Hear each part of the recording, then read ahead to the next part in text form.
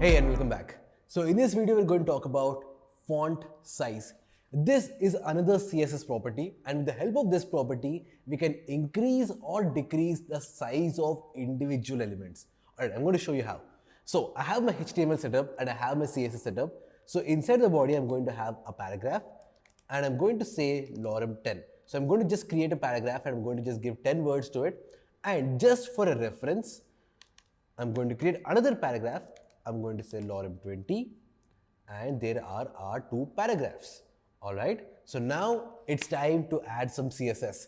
So if I go back to my style.css, and before I do that, if I add a class to my second heading, I'm going to say second, save. I'm going to take this class. I'm going to go back. I'm going to use this class, and to this class, I'm going to add a CSS property of font size.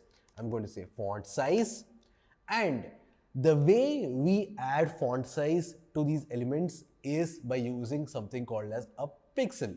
All right. So you can specify the amount of pixels that that particular font should occupy.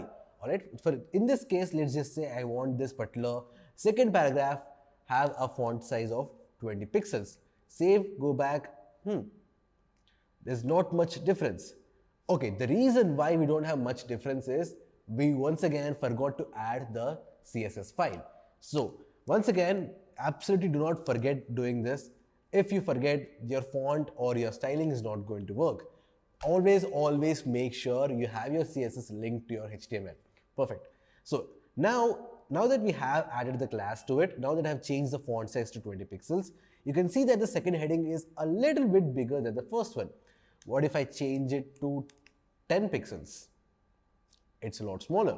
But one more interesting thing what I want to show you is, for example, I have a heading, right? Inside a heading, I'm going to say heading, save, go back, and here is my heading. Now, what if I do this? I remove the paragraph, I create a new paragraph with the class of heading, and this is one more small neat shortcut that you can do to create a element with a specific class right off the bat. All right, you can just say the name of the element. For example, in my case, it's paragraph, so I'm going to say P, and I'm going to say dot. I'm going to give the name of the class, and if I say tab, Visual Studio Code automatically takes care of that for us. And this particular feature is called as emmet, E-M-M-E-T. All right, so it's a very handy feature. That is what is kind of like, auto completing all of our element tags, or kind of like, all of any suggestions that it gives us. So it's a very nifty tool. It comes pre-built in terms of Visual Studio Code, so you don't have to worry, but it's something that you need to know. All right. So for example, if I want to add an ID, I'm going to say P hashtag heading, and it's going to add an ID. All right. So for our case, I'm going to give a class of heading, and I'm going to say the content is also heading. Save, go back, and this is what we have. What if I create a strong tag, and inside the strong tag, I'm going to give this heading such that it is bold, and I'm going to go to my style.css, and I'm going to say heading, and I'm going to give it a font size of 25 pixels, maybe a little bit more. 45, it's way too much. 35. I think 30 is the ideal size, right? 30 or maybe 32. Right.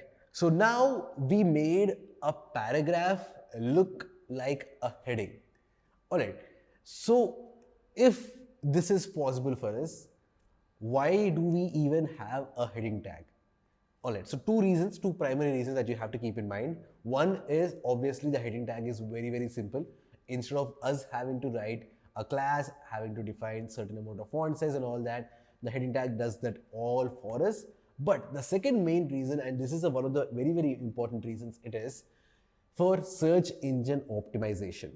All right. So whenever you go to Google and whenever you search for something, Google shows you a set of links, right? A set of results. For example, I'm going to go to Google and I'm going to say CSS properties of that sort. Now I have a lot of text, right? CSS reference, CSS properties reference, and all of these titles or all of these headings that Google picks up are the headings inside the website, which means a search engine, whenever it is crawling through your website or whenever it is going through your website, it is going to take note of the heading tags, the H1 to H6 tags, all right? Because that basically indicates to the search engine, in our case Google, that this is a particular heading. So the content below it is going to be something related to this particular heading, all right? So that is the reason why we have exclusive heading tags. And even though we can create headings with paragraphs just with very simple CSS, it's better to use actual headings when you can.